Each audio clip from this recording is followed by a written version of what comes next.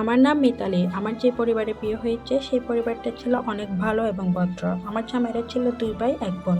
বড় ভাই বিয়ে করেছে, ছোট বোনের এখনো বিয়ে হয়নি। আর আমার বিয়ে হয়েছে মাত্র ২ মাস চলতেছে। বিয়ের পর থেকে আমার শ্বশুর শাশুড়ি সহ শ্বশুরবাড়ির সবাই আমাকে অনেক বেশি দেখতে পারতো। শুধুমাত্র আমার জাল আমাকে দু চক্ষে দেখতে পারতো না। বিয়ের পর থেকে আমার জাল শুধু আমার সব কাজের মধ্যে করে দেওয়ার চেষ্টা করতো, কিন্তু পারতো না। কারণ আমি এত যত্ন ভালোবাসা দিয়ে কাজগুলো করতাম, আমার শাশুড়ি মা এতে আরো বেশি দেখতে পারতো আমাকে।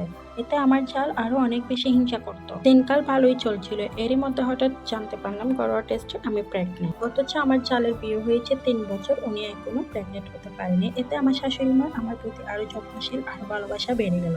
এরপর আমার জাল আমাকে দু চোখে দেখতে পারতো না। দিন দিন ওনার হিংসা আমার প্রতি আরো বেড়ে গিয়েছিল। শাশুড়ি মায়ের কাছে আমার নামে আজে বাজে মিথ্যা কথা বলতো, বাট আমার শাশুড়ি মা এগুলো বিশ্বাস করতো না। দেখতে দেখতে আমার ৫ মাস হয়ে গেল। আমার শাশুড়ি মা আমাকে অনেক বেশি ভালোবাসে, অনেক বেশি যত্ন করে। এতে আমার জাল আরো বেশি হিংসাত্মক হয়ে উঠেছে।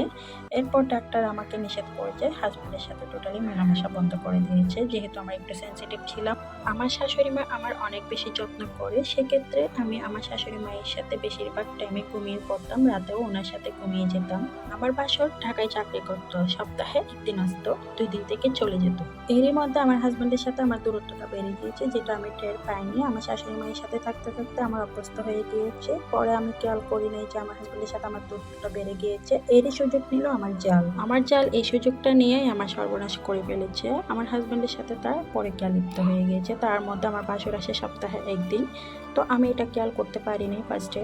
একদিন হঠাৎ রাতে আমার ঘুম আসছিল না। আমার শাশুড়ি মায়ের সাথে ঘুমিয়েছিলাম। উনি ঘুম ছিল। আমার যেহেতু ঘুম আসতেছে না, তো আমি পায়চারি করতেছিলাম। এর মধ্যে আমার মনে হলো আমি একটু রুমে যাই।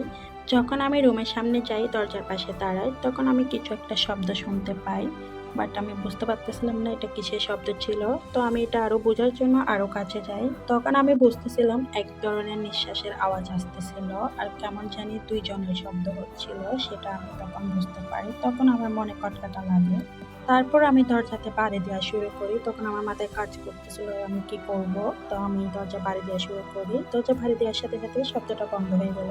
অনেকক্ষণ দরজাতে বাড়ি দেওয়ার পর আমার হাজবেন্ড দরজাটা খুলেছে। এমন অবস্থায় বোঝাই যাচ্ছে না যে একটু আগে কিছু করেছে।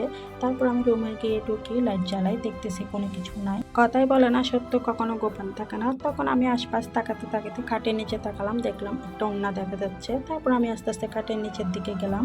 এরপর আমি যা দেখলাম তা দেখে আমি একটা জোরে চিৎকার মারলাম, আর চিৎকারের সাথে সাথে আমার শ্বশুর বাড়ির সবাই আমার রুমে চলে আসলো। তারপর খাটের নিচ থেকে আমার যা বের হয়ে আসলো, অর্ধেক কাপড় ছিল অর্ধেক কাপড় ছিল না, ওনার গায়ে এই অবস্থায় বের হয়ে আসলো। তো সবাই দেখে অবাক চোখে তাকিয়ে আছে, এটা কি।